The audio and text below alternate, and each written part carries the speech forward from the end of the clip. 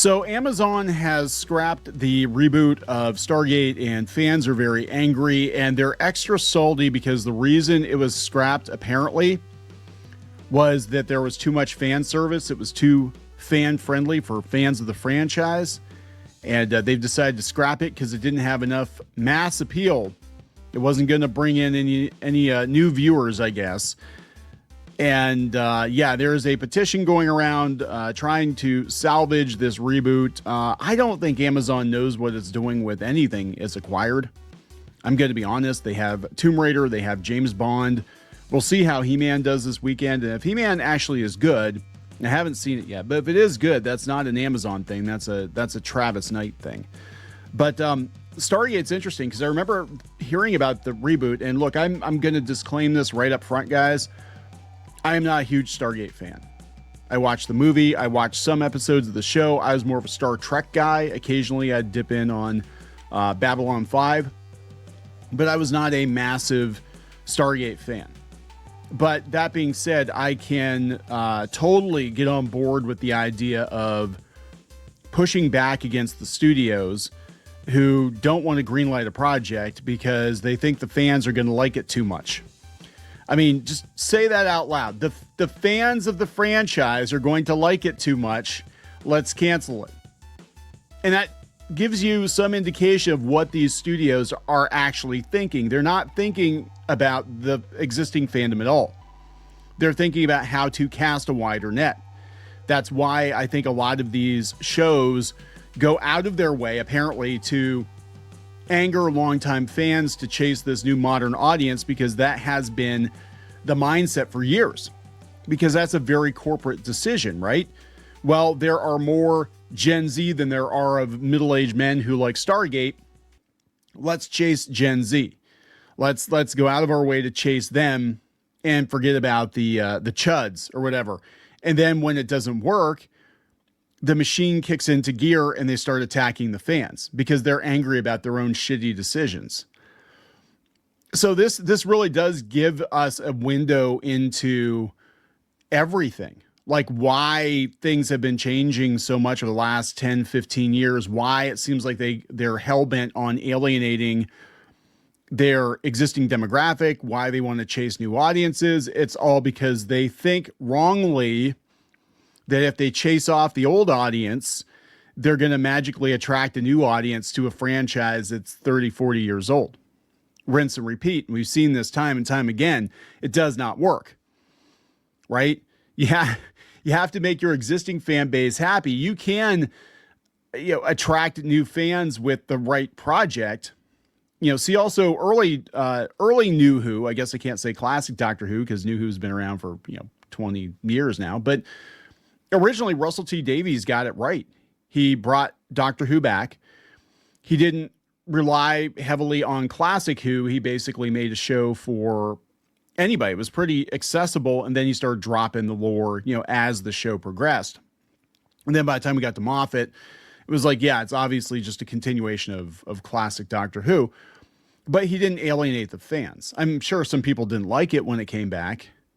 I went to go see Batman 1989 with my daughter yesterday. They had a limited re-release for a couple of days. And it was very, very cool to see it on the big screen. I haven't seen it on the big screen since I was like 10 or 12 years old. But it was very cool to see it. But I do remember even back then, like all the backlash to Batman, it was insane. Like Michael Keaton as Batman, the bat suit was rubber armor. They don't like that. They don't like the machine guns. He was trying to shoot the Joker. Batman wouldn't do that. Joker killing his parents. Spoiler. Movie's like damn near 40 years old. But yeah, things like that people didn't like, right? But it did open up the door for more Batman fans. In fact, I think Batman 89, despite all of its flaws, it's the one single pop culture moment you can look at and be like, yes, this is the moment Batman came back in a big way, and he's never really left since then. And most people, when they think of Batman now, most normies, they think of the black armor-clad Batman, whether it's Michael Keaton's or, it's Christopher Nolan's version, The Dark Knight, or the Pattinson Batman, whatever. That's kind of what they think of now. So anyway, that's a side quest. We're going to talk about this whole thing going on with Stargate. And I just think it's wild to have them come out and say, yeah, it was too fan friendly. We can't do that. So before we get into it any further, please subscribe for more pop culture news, views, and rants. Guys, go out to more.clownfishtv.com. That's more.clownfishtv.com for more Clownfish TV, including podcast episodes you will not find on YouTube or anywhere else. And if you'd like to listen to us, go out to iTunes, Spotify, iHeartRadio, wherever you listen to podcasts. Look for Clownfish TV podcasts, and guess what? You're getting Clownfish TV podcasts. So thank you very much for that. Let's talk about this first. This is coming from Polygon. Prime Video scraps Stargate reboot for a good reason fans will still hate. For a good reason, guys. It's a good reason. A fresh start could be a good thing for the franchise. So Martin Giro announced in November he would be serving as showrunner for a new Stargate series for Prime Video. He made it clear that he wanted to appeal to diehard fans of the sci-fi franchise. He broke the news in a video alongside the leaders of a pair of fan sites and stressed that he was not making a reboot, instead drawing on decades of canon that spanned 3 live-action shows and 3 films. That turned out to be a problem for Amazon, which Variety reports scrapped the series because executives were concerned that the take on the series would not have the broad appeal beyond the franchise's already dedicated fan base. That might seem like bad news, but it's probably a good thing for the franchise. Oh, Polygon. Is it Giro? I'm not a huge Stargate fan, so the showrunner, who previously worked on Stargate SG-1, Stargate Atlantis, and Stargate Universe, will develop other projects for Amazon. The studio is looking into other ways to bring Stargate back. Hopefully that will actually wind up being a reboot rather than the legacy sequel he wanted to make.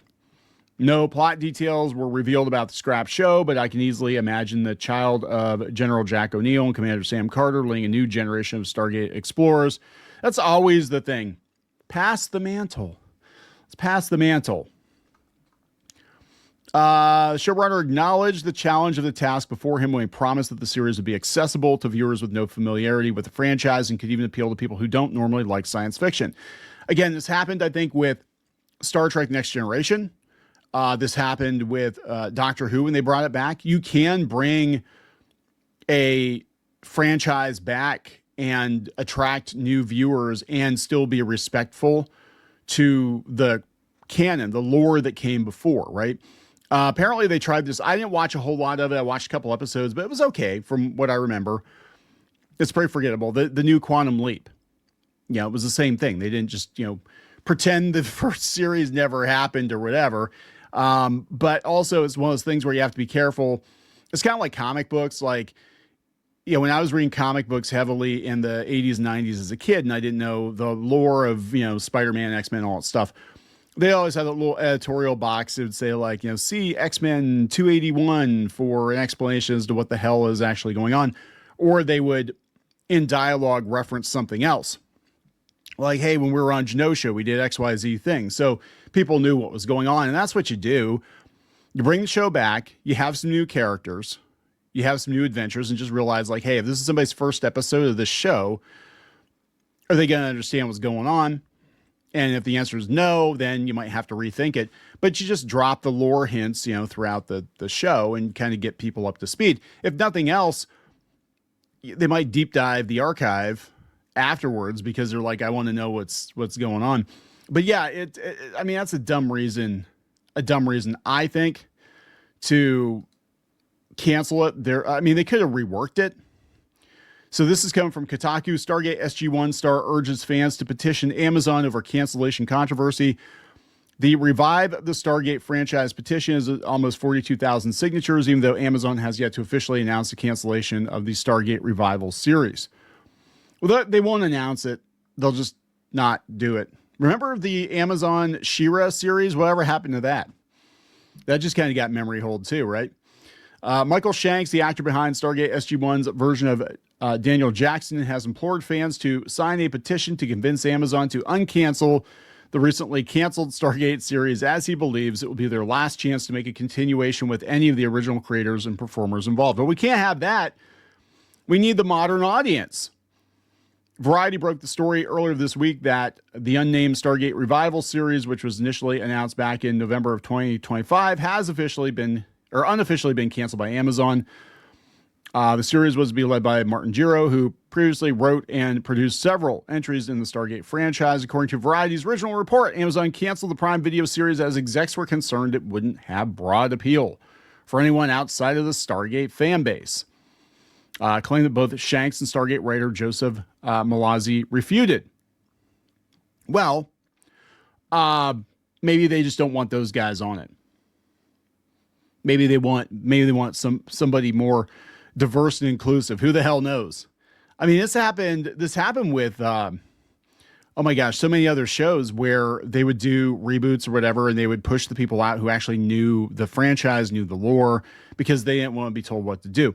And then we had these showrunners come in and they would actually brag about deconstructing a franchise or whatever. And like I said, rinse and repeat. It fails because it failed to capture a new audience and it failed to excite the fans of the existing franchise. And in a lot of cases, it pissed them off.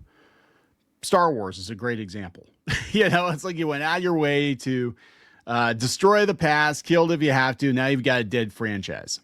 And so it could be that the next iteration of Stargate is Stargate in name only. But we'll go out to X and look at some of the stuff going on here. Somebody's asking Elon Musk to buy Stargate. Machine Hack Lab says, for the sake of our culture, sign it. It has nothing to do with whether or not you're a fan. Save the new Stargate series. Well, yeah, again, this is a bigger issue than just Stargate. This is just how these corporations think and why franchises get treated the way that they do. Amazon MGM Studio wants to shippy the creators of Stargate and turn it into Rings of Power in space. Tell them what you think. Rings of Power in space. Oh my God. Can you imagine that? Rings of Power in space? Save Stargate. Open the iris, Amazon MGM, or let another team dial the address. Yep, there we go. Stargate fans have started a petition to save the show on change.org. According to Fandom Pulse, in less than 24 hours, it has about as many signatures as the Starfleet Academy one, which has been going for several months with mainstream media support. So 41,000 signatures. Yeah, so this is going to be very interesting. This is kind of a culture, I guess, culture war. I got to get my voice changer on so everybody knows how serious I am about it. Culture war. Culture war. Liberals taking over. Yeah. This is very much a culture war type touch point here, because we literally are looking at, and I don't think it's like an us versus them. I think it's a fans versus corporations, because now we're starting to see the machinations. What is actually going on? People thought it was just like, oh, well, a bunch of woke people wanted to take over franchises. I'm like, no, those woke people got hired because these corporations didn't think the fan base was big enough to support the show, movie, whatever. And on some level, they may be right. But there are ways you can do it. There absolutely are ways you can do it. Sounds to me like they just either didn't want to spend the money, or they didn't want those guys involved with the show, and they're looking for an excuse. It's my personal opinion. I'm going to wrap it up. Please subscribe. We'll talk later.